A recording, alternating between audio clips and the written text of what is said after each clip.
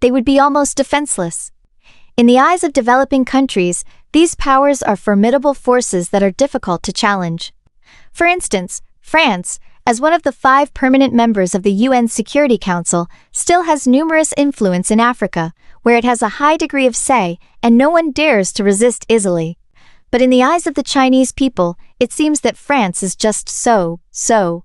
This is not because the Western powers are weak, but because China has developed so powerfully.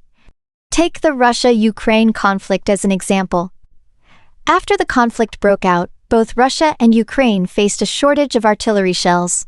The United States urged South Korea and the EU to go all out to produce shells to aid Ukraine.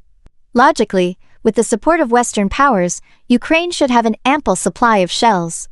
But the actual situation is that after the war has lasted for 2 years, Zelensky revealed that the ratio of the number of shells used by Russia and Ukraine is 7-to-1. The EU originally planned to aid 1 million shells, but actually only provided 300,000 in stock, with almost no new production. While there are factors such as European countries not making full efforts due to political considerations, the key point is that China took actions. China suspended the export of urea to South Korea.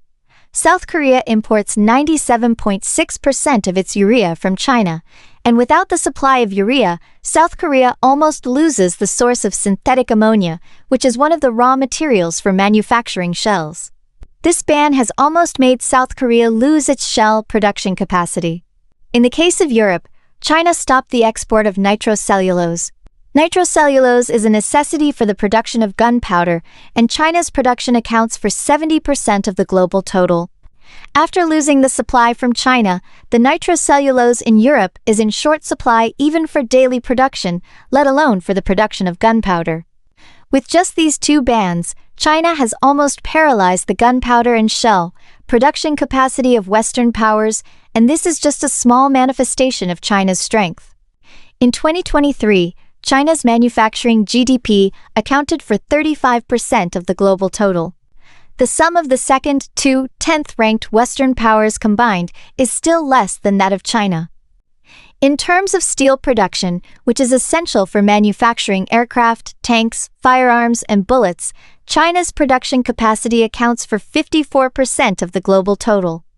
Moreover, a large number of China's steel plants are classified as backward production capacity and are shut down.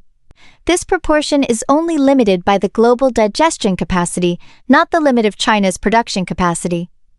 China's shipbuilding capacity accounts for 66% of the global